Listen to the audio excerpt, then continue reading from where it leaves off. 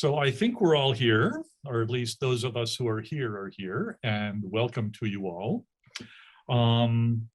And welcome to the Friday, February 26th, noontime History Bites. We are kicking off our spring 2021 season, hosted by our friends at Amherst Media.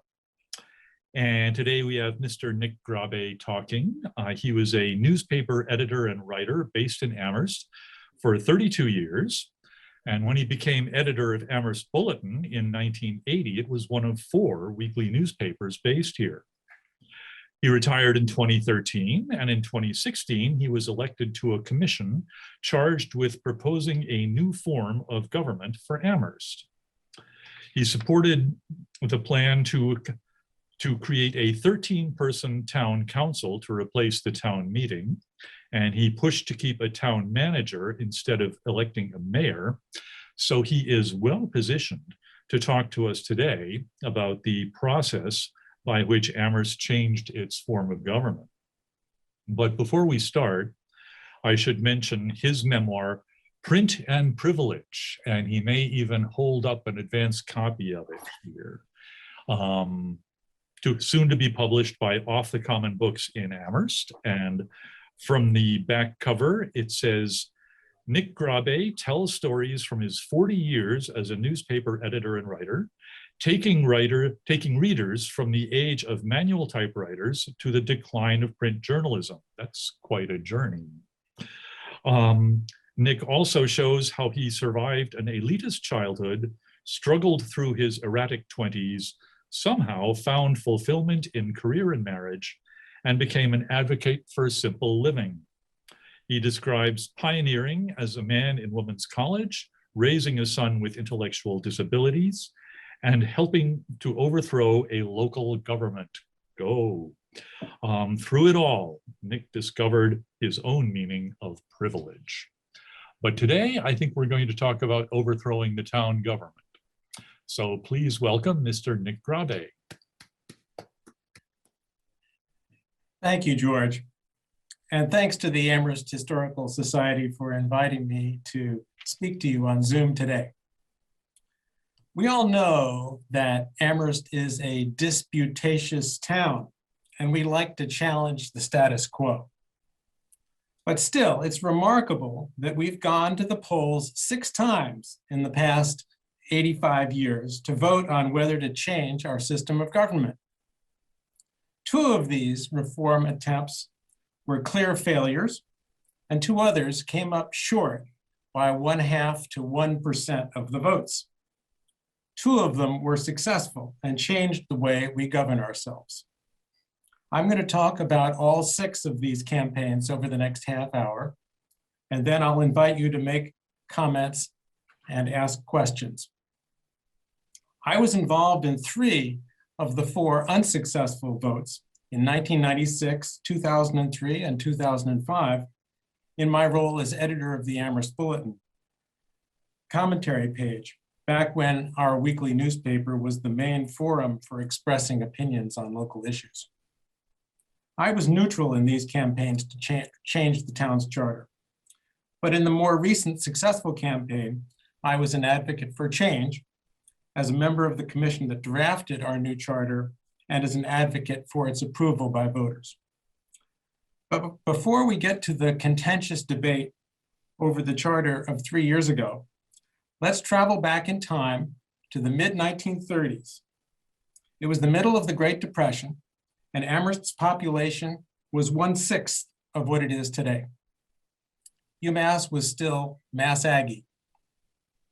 And once a year, several hundred people squeezed into town hall for the annual town meeting.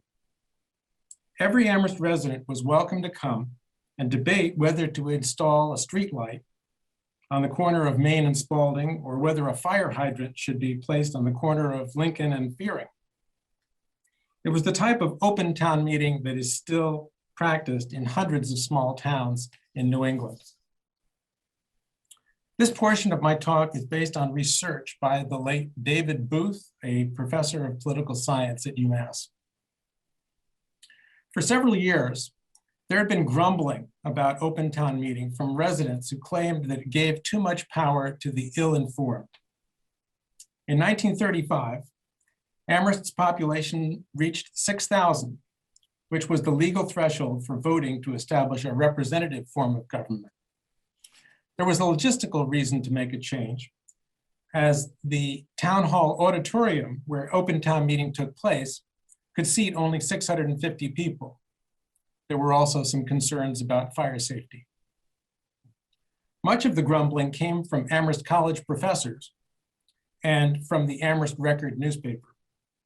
They maintained that important decisions were being made by a town meeting by a small number of voters who were swayed by emotional appeals, which they called mob rule, or by people who just came to watch the show.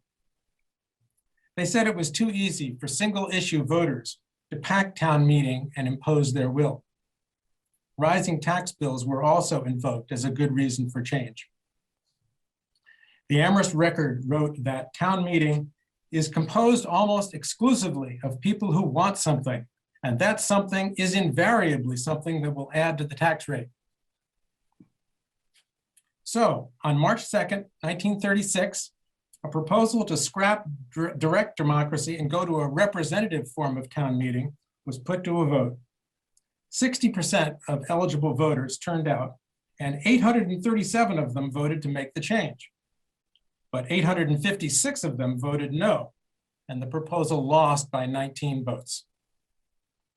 With that close a margin, the drive for change did not stop. The Amherst Record kept up the criticism of open town meeting, and Joseph Thompson, an Amherst College professor, complained that his annual property tax bill had doubled in 13 years, all the way to $292. He wrote, "A group of one section flocked to a meeting and secured an appropriation of $14,000 for constructing a road that is used annually by about 1% of the population." Someone wrote at the Record that our present form of town meeting has ceased to be democratic. So 2 years later, on March 7th, 1938, there was a second vote. This time, the proposal for a representative town meeting was approved, yet even though it got fewer votes than 2 years previously. The number of yes votes slipped to 799, but the no votes declined even more to 657.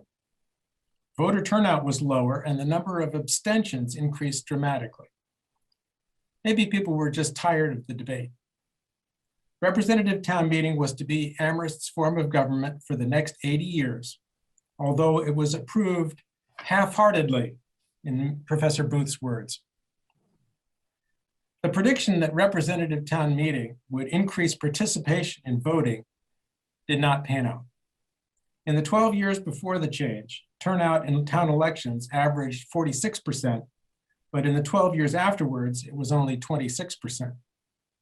And those who hoped that the new system of government would halt the growth of government spending and stabilize tax bills were also disappointed. Cars became more common, and with them came greater public expenditures for road construction and maintenance, and as well as snow plowing. In 1940, the new representative town meeting enacted the first zoning bylaw, which determined what kinds of development could take place in what parts of town and with what level of review. Amherst had a 3-member board of selectmen to make week-to-week decisions in this era, and 2 more members were added in 1954. Also in 1954, Amherst installed a professional town manager to supervise the daily functioning of town government. The Board of Selectmen officially changed its name to Select Board in 1988, though for several years, some traditionalists mocked the change by calling it the Board of Select Persons. Remember that, Nancy? Representative town meeting met annually, sometimes more often, over the decades as UMass expanded and the Amherst population increased. The average property tax bill also grew to many times the $292 that Professor Thompson had complained about in 1938. Now we fast forward to the early 1990s. A group called Amherst Citizens for Responsible Government arose, mostly in response to increases in spending and higher tax bills. The average price of a house in Amherst had increased dramatically, partly because of a building moratorium in the mid to late 80s. Many older residents on fixed incomes felt burdened by high property taxes. The number of candidates for representative town meeting was declining, and in some precincts, it became easier to get elected. In the 1970s, almost all town meeting members were elected with more than 100 votes. But by the 1980s, 35% received fewer than 100 votes. Turnout in local elections, which had averaged 27% in the 70s, slipped to 18% in the 80s. Amherst residents seemed to be less interested in participating in local government. In 1993, a man named Stanley Dernikowski decided he had had enough of town meeting. He was undaunted by the rigorous demands that the state of Massachusetts places on people who want to change their town's form of government. These include gathering thousands of signatures on a petition to hold an election just to determine whether to create a charter commission, then waiting for up to 18 months while the commission weighs its options, and then another 6 months before voters vote its recommendation up or down. Few people have the time and the patience to expend so much effort and wait more than 2 years. The reason for this laborious process is to avoid changing a system of government because of short-term discontent. But Dernikowski was determined, and he stationed himself outside a supermarket for months, patiently gathering enough signatures to force voters to confront the question. They did vote to create a charter commission, and in the same election, Dernikowski was one of the 9 residents chosen to serve on it. The commission was chaired by Irv Howards, a political science professor at UMass. It concluded Michael Greenbaum, the former school principal, who remains an active commentator on town government 27 years later, as well as several members of Amherst Citizens for Responsible Government. A 32-year-old Amherst native named Larry Kelly, though not on the commission, became a vocal critic of town meeting. This first of 3 charter commissions came up with a proposal for a hybrid form of government that would not abolish town meeting, but would reduce its membership from 240 to 150 in an attempt to streamline its operations and reduce the number of members who could be elected running unopposed. The commission recommended establishing a 7-member town council and an elected part-time mayor who would serve on the school committee and oversee the budget process. The council would be authorized to set budget guidelines and could override town meeting on spending, but then town meeting could override the council on a 2/3 vote. After an extended debate, voters declined to accept this proposal by a margin of 237 votes. In the first 5 years of the 21st century, the question of whether to change Amherst's system of government arose again and was voted on twice. In 2001, the creation of a second charter commission was approved by 17% of registered voters who turned out for the election. The commission was chaired by Brian Harvey, a UMass administrator with experience on the select board and the finance committee.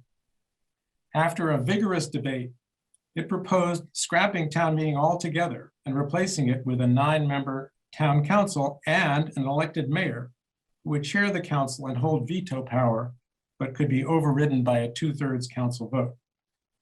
Most appointments to committees would be made by the mayor, but there also would be a manager. Elections would shift from March to November to conform to what voters were used to in state and national elections. Harvey maintained that town meeting had the aura, but not the reality of direct democracy, and that it had lost the confidence of many citizens. This proposal was designed to combine the leadership and political legitimacy of a mayor with the professionalism and nonpartisanship of a manager. During the campaign for approval of the Charter Commission's proposal, I went to a town meeting session and interviewed members to get some contrary viewpoints. Michael Greenbaum told me, "We have a remarkably respectful culture at town meeting. We are patient with people who talk too much or haven't done their homework, and sometimes we have our minds changed during the debate." Bill Field, a former town meeting moderator and then a member, told me, "I can't think of any event that would bring as diverse a collection of people together in a common purpose who are not normally working or going to church or shopping together." Moderator Harrison Gregg told me, "There's a fascination with the debate itself, an intellectual exercise of understanding the issues presented. There's a sense of being part of something larger than yourself. The fact that people have fun is not irrelevant because it's an incentive to be involved." The campaign was bitterly fought and divided the town. One opponent of the proposed charter change said he will never again patronize the business owned by a supporter of the change. A candidate for school committee said he would have difficulty serving on the panel if a new charter was approved. One person actually complained that the newspaper was putting more ink on the charter yes logos than on the charter no logos. As gatekeeper for the letters to the bulletin, I made a point of publishing exactly the same number from each side, and I did not take a position on the question. Here's how one perceptive letter writer summed up the campaign. I wish I know who wrote this. "When I listen to supporters of the proposed charter, I get the impression that the choice is between certain finesse fiscal ruin overseen by incompetence and a wise, prudent government straight out of the civics books. In contrast, when I listen to opponents of the charter, it seems as if the choice is between democracy and an unresponsive oligarchy of evil real estate developers." When it came time to count the votes, the proposal lost by a whisker, 2,414 to 2,400, or about 1/2%. It was even closer than the attempt to create a representative town meeting had been in 1936. Perhaps because that change had been then adopted in 1938, the Charter Commission exercised its legal right to bring the same proposal back for a second vote in 2 years. But with a larger turnout, the second vote failed by a wider margin, 252 votes. The crucial factor, Harvey told me recently, was that the school community, that is parents, staff, and school committee, viewed the proposed change as a threat. Alyssa Brewer, then a member of the school committee, was one of the debaters on the no side. According to Harvey, there was a distinct sense among most school supporters that they were unlikely to get better treatment out of a town council than they did from town meeting, and a lot of suspicion that an unstated motive of charter reform was to get a handle on school spending. There were other reasons that no voters expressed to me. Many cherished the image of Amherst as a small town, and having a town meeting reinforced that image.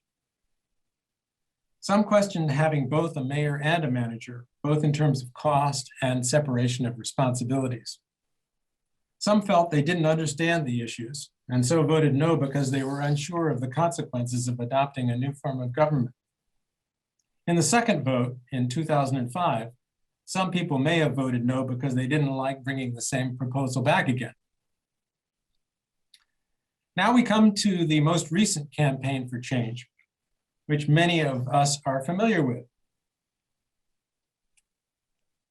By this time, I was retired from the newspaper and became a direct participant in the process. Of course, I have my opinions, but I will try to describe what happened in a nonpartisan way and explain why I think this latest campaign was successful. Town meeting instituted some reforms in the wake of the 2 unsuccessful charter votes. the number of signatures required to get your name on the ballot was reduced to 1 in an attempt to encourage more people to become candidates. Electronic voting created more information about individual members' positions. The new town meeting coordinating committee considered a wide range of options for improving its functioning. But there was still an undercurrent of dissatisfaction with town meeting. By the 2010s, 60% of town meeting members didn't receive 100 votes. And there was frustration over town meeting's rejection of zoning changes that had been extensively researched by town staff and volunteer committees. In 2015, this simmering feeling came to a boil when a minority of town meeting members blocked a plan to authorize borrowing to supplement $34 million in state funds to help pay for a new elementary school because they did not like certain aspects of the school committee's plan. Parents of children who attended school in buildings that had structural, design, and environmental problems were incensed.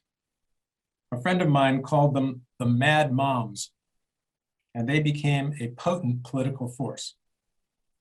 A group of reformers collected signatures on a petition to create a third charter commission by putting it on the ballot in the town election of March 29, 2016.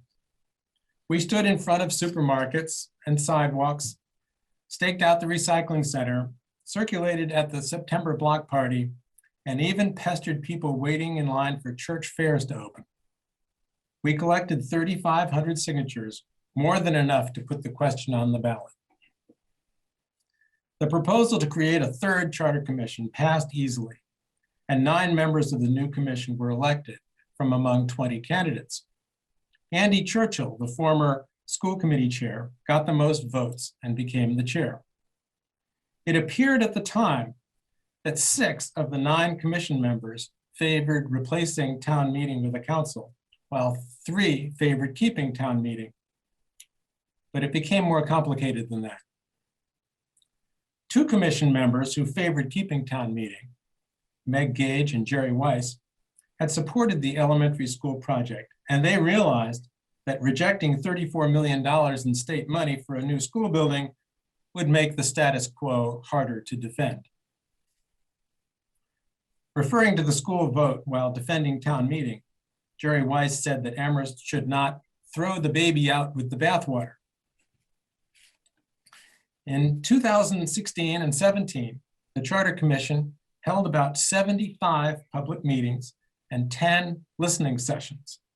And we heard or read hundreds of comments from citizens.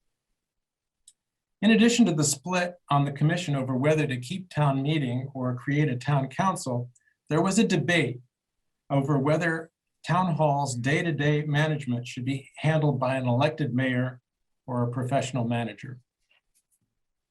Most members of the commission's majority who favored a council argued for a mayor instead of a manager. I could see both sides. Mayors were more common in college towns in the Northeast, and they could unite authority and accountability in a single person. An elected mayor could embody a shared vision for the town and provide a clear, powerful, and politically legitimate voice in speaking with state and UMass officials. A mayor could be the steward of the big picture and directly answerable to citizens. On the other hand, the manager who we had recently chosen, Paul Bockelman, appeared to be adapting to the job well. A manager brings professional skills in handling employees and budgets that a mayor might not possess. There were questions about whether voters could accept not only replacing town meeting with a council, but also the consolidation of power in a mayor. And although an experienced and widely respected potential mayor was waiting in the wings, there was uncertainty about whether similarly qualified mayoral candidates would emerge in the future. Members of the majority on the Charter Commission advanced several reasons for replacing town meeting with a town council.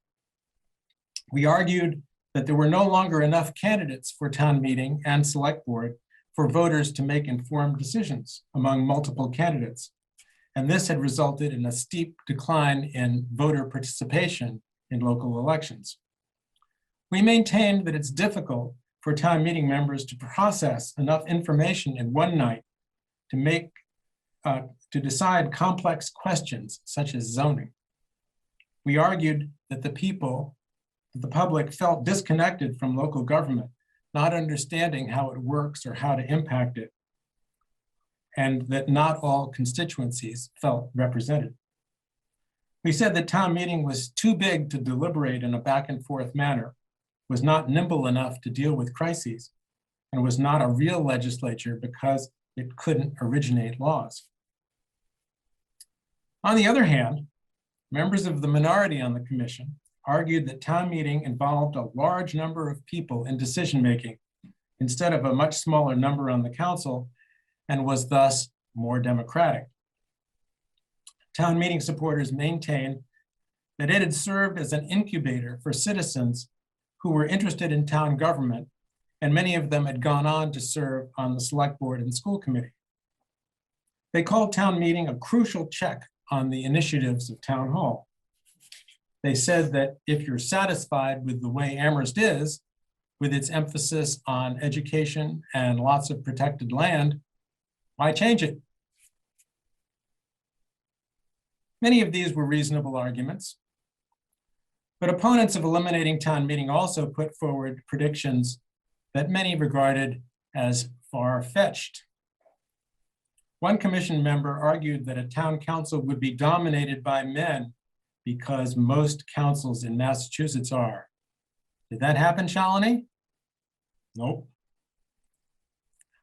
Some opponents charged that council candidates would be beholden to wealthy donors because they'd need to raise a lot of money for campaign expenses. Once again, they said without town meeting, developers would take over the town. On March 4th, 2017, 2/3 of the way through the Charter Commission's deliberations, something happened outside Amherst that tilted the balance toward endorsing a manager instead of a mayor. Framingham was the largest town in Massachusetts with a town meeting, and it had approved a charter commission by a much greater majority than Amherst had. And the commission then voted 8-1 for replacing town meeting with a mayor and a council. Framingham's commission was much closer to unanimity than Amherst's was ever going to get. And yet, voters in Framingham approved the plan to create a mayor with only 50.4% of the vote. This told us that voters might be more willing to accept incremental reforms rather than massive changes. So the Charter Commission switched its recommendation from creating the office of a mayor to retaining the town manager. We thought that this change might win the vote of Meg Gage, a widely respected commission member who had argued for keeping town meeting, but said that if a manager were retained, there was a real possibility that she could support the proposal. That didn't happen. The final vote on the commission was 5-3 with one abstention. One member who had been elected to the commission with support from an anti-town meeting group voted against the proposal, and one member who had defended town meeting abstained. A spirited 6-month campaign followed with public debates, newspaper letters and columns, and conversations among friends. I teamed up with Mandy Jo Haneke, the commission's vice chair, in creating a blog to explain the details of the new charter and encourage voters to support it. The blog was called A Better Amherst, and we published 80 posts that were read by 5,000 people. 5 of the 7 most widely read posts were written by guest bloggers, not by Mandy or me. And the one with the most readers was Select Board member Jim Walls with 685 readers. The No campaign mailed out red and white postcards that featured in big letters, "Everything you love about Amherst will be up for a vote." And "When has putting all power in the hands of a few been a good idea?" The Yes campaign emphasized year-round democracy. On election day, it was not close, with the Yes side winning by more than 1,000 votes, capturing 58.5% of the 6,000 votes. There were many reasons for the lopsided result. In part because of town meeting's veto of using state money for a new school, the school community was much more supportive of change this time. Most school committee members endorsed the new charter, and Alyssa Brewer, who had been opposed to the previous charter proposal and was now a select board member, supported it this time. Our blog framed the debate, and the Yes side had relatable and capable debaters in Churchill and Haneke. Johanna Newman ran a savvy and well-organized political campaign that featured nifty technology that enabled the identification of supporters who had not yet voted near the end of election day. More than 100 voters canvassed neighborhoods and made phone calls. The Yes side received endorsements from all 5 members of the select board, plus former state representative Ellen Story and the Gazette and Bulletin. Immediately after the vote, Jerry Weiss and I met with Pat Romney, an Amherst expert on conflict resolution, and Paula Green, who organized the dialogues between residents of Leverett and a town in eastern Kentucky. They led a meeting designed to unify the town by getting residents on both sides of the charter debate talking with each other. Some hatchets were buried, but many town meeting members still felt resentful of the change. So, did the ultimate success of charter reform in Amherst bring greater democracy and citizen participation? As Chinese Premier Zhou Enlai is reported to have said of the impact of the French Revolution on Western civilization, it's too soon to tell. But there are some positive signs. The first town council election in November of 2018 attracted 4 times the voter turnout of recent town meeting elections, certainly a step forward for democracy. For the first time in many years, all voters had choices among multiple candidates who presented their opinions on local issues. We now have a town council composed of 13 conscientious citizens who can take their time to study issues and look at all the ramifications of a policy proposal, as well as correct misinformation before making decisions. Residents with concerns about their government can now contact their local councilors who are elected from their neighborhoods and need to be responsive to their constituents. But the amount of time that councilors have to spend, including 3 to 5 hour meetings, all for $5,000 a year, requires a much greater commitment than I had envisioned. We'll see in a few months how many of the 13 councilors are interested in running for a second term. I hope that voters will again have multiple choices with a variety of perspectives on public policy to choose from. Thank you for listening, and I'll be happy to hear your comments now and answer any questions that you have. Well, thank you. I don't see any questions just yet. It occurred to me, you mentioned Larry Kelly, and he had his own blog. He certainly had his opinions about things. Could you talk about Larry Kelly a little bit? Did you know him well? I did. Unfortunately, Larry is no longer with us. He was owned a karate school and health club, and I actually gave him his start in journalism because I offered him a monthly column in the Amherst Bulletin, which he had for several years, in which he attacked town meeting and the the town's acquisition of the Cherry Hill Golf Course. And he later had a blog that was widely read. I enjoyed it. Are there other questions? Nancy? Yeah, I don't really have a question. I just want to say how glad I am that Nick has put all this down on a piece of paper. It's wonderful to hear the history all the way along, and to my mind, the progress that has been made, and maybe more progress will be made in the future. So Nick, thank you very much.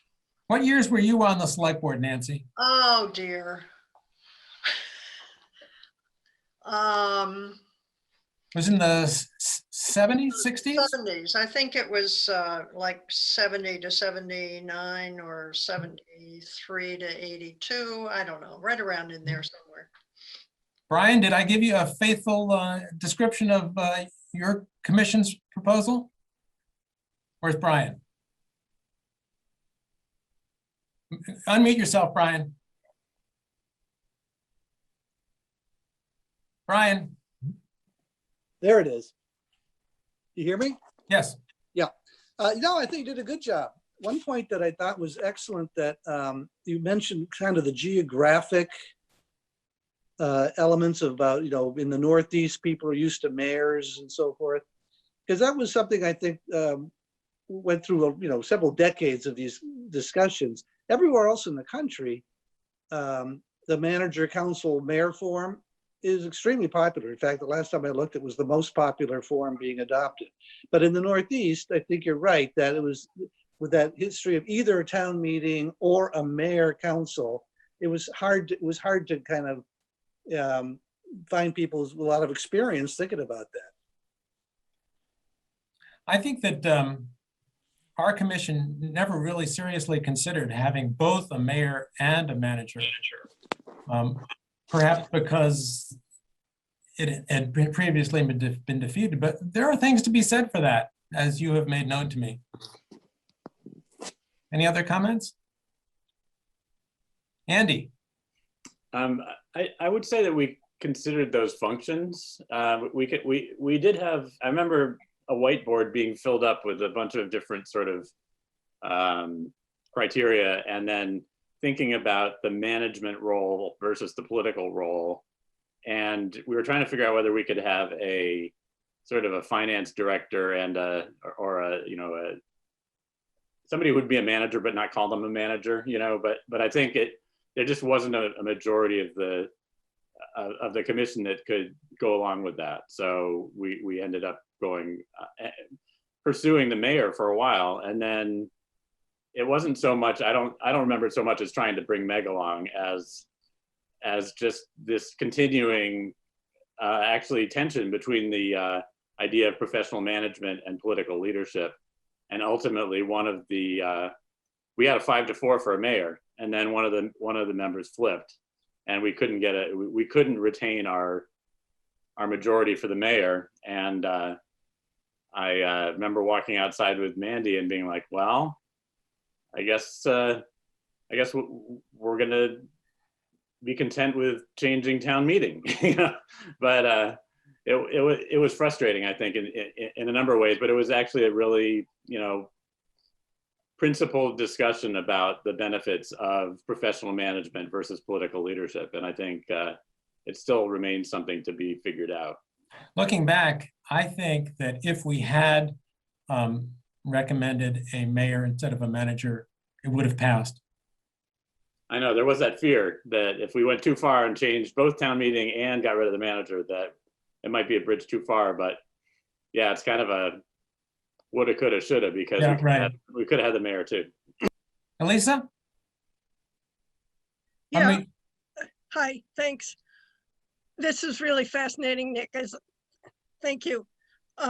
Thinking back to my own involvement, you know, I was a member of town meeting for, I don't know, 2 decades or something like that. And I came here as a student. I got into town government and town meeting as a student, not to the benefit of my being a student, I think. But anyway, I think it had that virtue, but I really think by the time we'd gotten into the 90s, it was more a forum for those people who had lots of time and an axe to grind. Now, I'm a biased because I was on the parking garage committee, which felt like a life sentence. But I really think that Amherst has a history. It goes back, at least 100 and whatever years of not wanting to make changes and being very negative about changes. And the parking garage certainly brought that out. I think we made a mistake not going with a 3-level garage. And since then, there have been many other mistakes where the town has declined to move forward, often with benefit of state money, for heaven's sake. And so I live in hope. I'm not convinced yet, but I live in hope that our new form of government will be more rational about dealing with the realities that we do not live in the same world that existed in 1969 or 1979 or 1989. So. Yes, the parking garage certainly had a very high price per unit, per space gained. Other comments? I don't see any hands up. Ludmilla. I just wanted to ask, actually, to say thank you for the presentation, Nick. And since you've done this memoir, which I look forward to reading, do you have any recommendations on good documents about town history in the 1960s? Seems to me the changes at UMass probably were debated and discussed a lot in town government, and it would be nice to know how all of that actually affected town meetings, either because it changed the population so drastically. Do you have you read something interesting that you might be willing to share about that time? Well, I wasn't here in the 1960s. Let's see. Sheila, were you here in the 60s?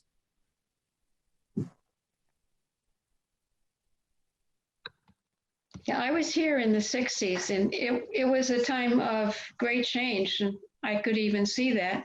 And of course, the 60s, the turmoil nationally and student involvement. But I remember articles in the paper or an editorial cartoon of an octopus, and it was the university reaching out to swallow the town with an octopus. And I think in that next decade, the population of the town doubled. And the university grew. I was in the class of 65, and we were the first of the big classes. There were 1,600 of us. So the university had maybe 5,000 students at that time. It's grown a lot since then. One of the perennial questions in Amherst is whether UMass is a net plus for Amherst or a net minus. I have always maintained that it's a net plus. Well, I won't chip in on that one, but I would add in terms of change and the changing population, I joined South Church in 1970. And at that time, from my house, you could see apple trees all the way to Bay Road and beyond. And there were cows in many pastures, dairy farms, farming was it. And we chose South Amherst because it was a community unto itself. And at that time, most of the church members lived in South Amherst. Now we have members who live in South Hadley, Belchertown, Sunderland, and all around. And the percentage of professors who belong to the church has dramatically increased to our benefit. But yeah, times have changed. Times do change. I'd like to say to Shalini and Lynn and Melissa and Mandy, how much we appreciate the time and effort that you put into being on the town council. it's a major commitment, and we recognize the work that you do and appreciate it. Nick, Andy? just along those lines, I think when we were, as you said, we didn't anticipate that there would be that level of workload for the council when we were planning the council. And I think, at least I had a model in my head that the manager would be the CEO and that the council would be the board of directors. And, so that there would be decisions made, preliminarily by the manager, and then they would bring them to the board to either ratify or reject or but I'm not sure we've seen it quite that way. I think there's been some deference to the council that we might not have anticipated. And I think that's hard for a 13-member group to take on that role. So I think that, if we want to have this job be doable, I think there needs to be a way for the council to be less of a time burden. And I think part of that means that the town manager has to assume the role of the CEO. And I understand the reluctance to do that, but I also think it's important. Well, I would like to see town councilors want to run for re-election to provide accountability and voter choice. I don't want them running away screaming from town hall as soon as their terms are up. Yep. Elisa? Yeah. Excuse me, I have enjoyed the opportunity to not be involved in that level. So my observations have been limited. However, I did observe the meeting this past week where the library trustees came with their proposal for the library. And I will say that frankly, it seemed to me that some town councilors, and I'm not going to name names, don't really understand the role of the council, at least as I understand it.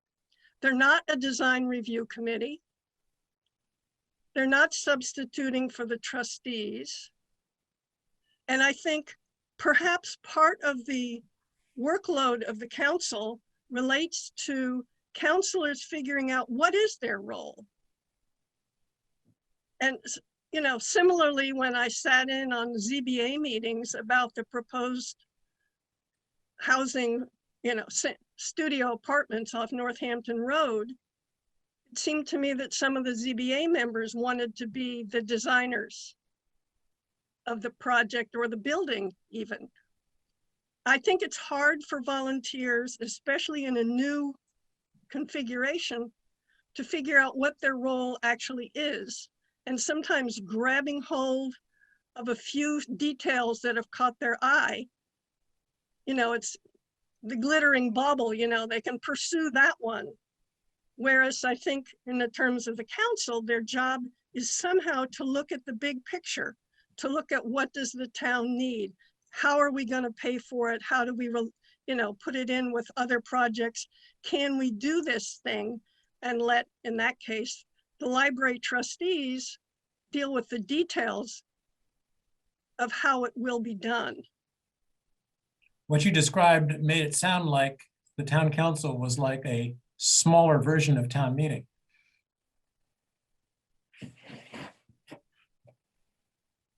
Other comments?